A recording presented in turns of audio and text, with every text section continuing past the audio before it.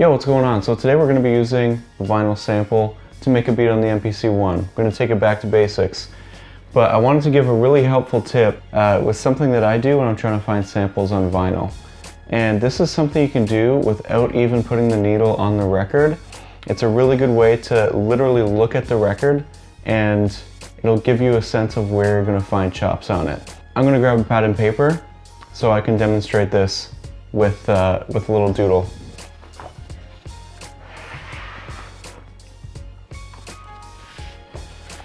So when you're looking at the grooves of a vinyl record, basically what a record is the grooves are shaped like this. They're waves like that, and the needle moves through those grooves and waves, and the movement of the needle causes there to be sound. So obviously, when there's a louder sound, the grooves, the waves are going to be larger. When there's a quieter sound, they're going to be closer together and smaller. That's why between songs, you can see a space right here, a line in the record, because the groove is completely flat. There's no sound. The needle's just moving through that straight line. So this can be used to your advantage when you're looking at records. Because of that, you can actually look at the grooves in a record and you can see where there are fewer instruments playing. And what that means is drum breaks, guitar samples, horn samples. It's really valuable to find isolated instruments in samples or even samples that have fewer instruments, because then you can start layering samples. You can implement your own instruments into beats more because you're not being limited to all of those instruments that are already in the sample. So I'll see if I can show you, like right here for example, you can see that there's that space. And what that means is there's going to be less sound in that space. So I'm going to look through this record, just go to those areas where there is spaces that you can see there are less instruments, and I'll show you what I mean. And today we're using this Paper Moon record by Junko Ohashi. Shout out to her, awesome record. You should give it a listen, it's amazing. And there's a couple samples on here too, so check it out. This fourth track, for example, I can see that there's lines throughout the song, and what that means is a change in volume. So I know if I drop the needle right here where there's a bigger gap in the grooves, it's going to be quieter. Basically just some quiet instrumentation in her voice. Whereas this is the same song, if I go here, I could tell it was going to be louder just by looking at the record.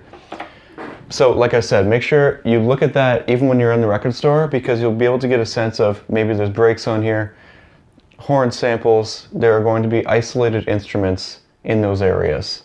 So let's see if we can find something to chop up using that strategy.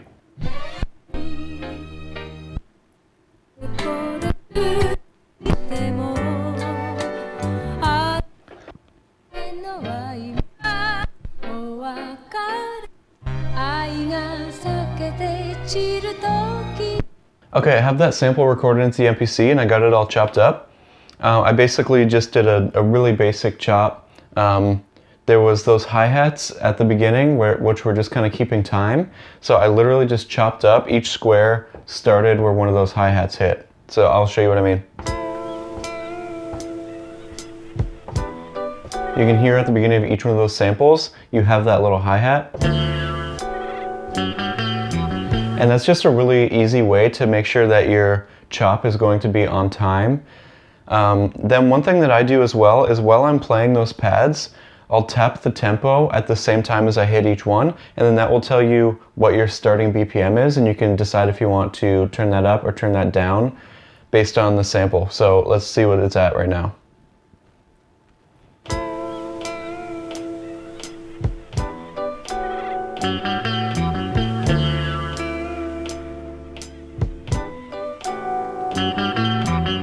So we're somewhere around 83. I think I'm going to turn that down a bit just because I typically don't like to leave the sample at the same speed as it started at. I don't know why, it's just a preference of mine. So I'll go to the program edit, and I think I'm going to turn it down a bit.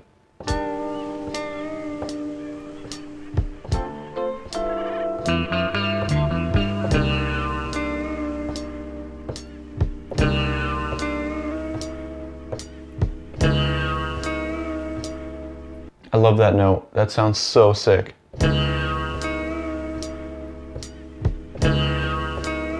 That's the whole beat.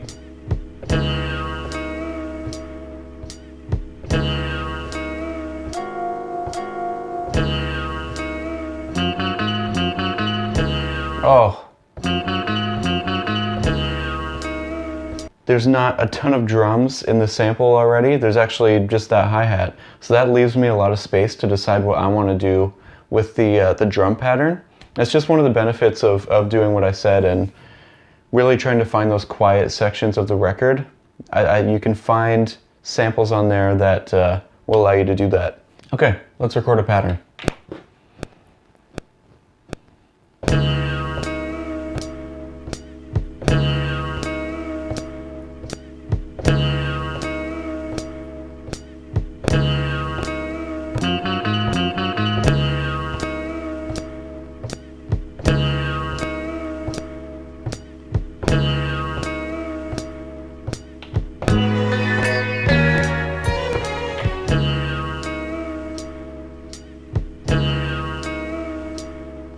Yes, that's leaving us a lot of space to do what we want in terms of the bass line, in terms of the drums.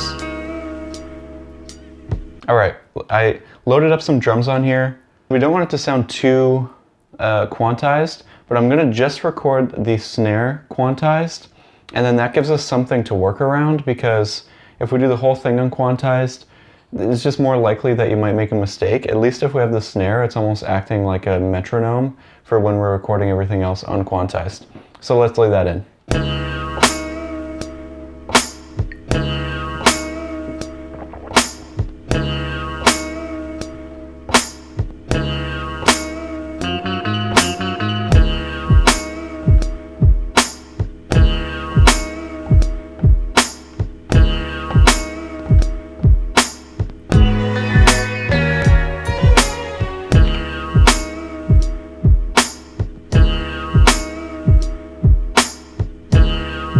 Okay, I think that kick and snare sounds pretty solid, and I think it's sounding really moody. I'm into it.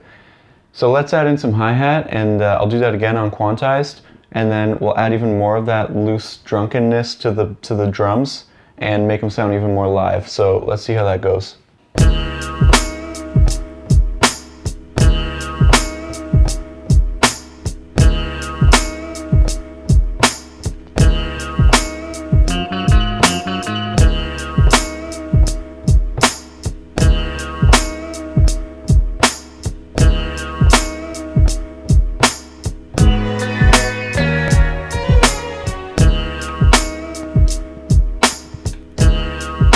You could hear that I came in kind of early with some of those hi-hat hits, and that was intentional. That's not an excuse for my bad timing. It really was, because I just wanted to make sure it sounded like really loose. I remember seeing Questlove when he was on D'Angelo's record, you could hear that like very prominently in his drums, is that he played so loose it almost sounded like it wasn't on time. And I really love the sound that gives. So just because of the sort of lo-fi sound of this beat, I'm going to keep everything samples, including the bass. Sometimes I'll pull out synthesizers or use the synthesizer that's built into the MPC One, but when you want it to sound really lo-fi, I feel like you kind of have to keep it with the original style and the original process of beat making, which is samples only use this as a sampler. So let's find a bass sound and then we can lay that into.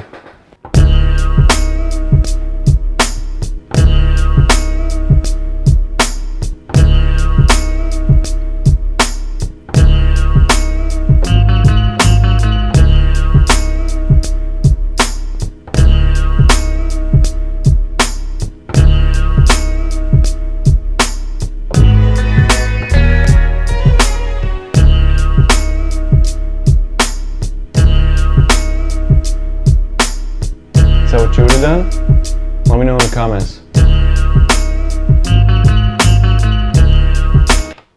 One thing that's cool that you can do with Vox is I just set up the yeah sound on the 16 levels. So now we have it in different velocities. So if you play it from high velocity to lower, it almost sounds like a delay that's like linked up with the sound. I'll show you what I mean.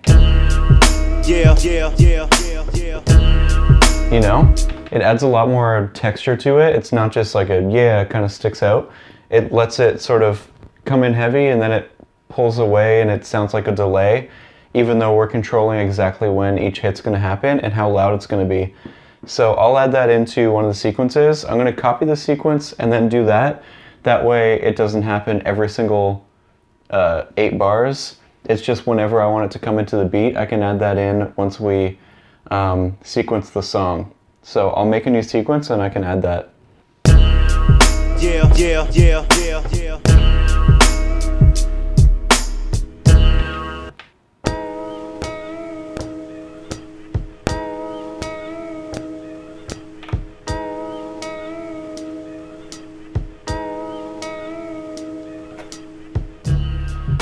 Alright, I think that's it for this beat. Really appreciate you hanging out and making music with me. If you liked the video, make sure you give it a thumbs up. Let me know in the comments what you want to see in a future video. Really appreciate you. Love you. Thank you.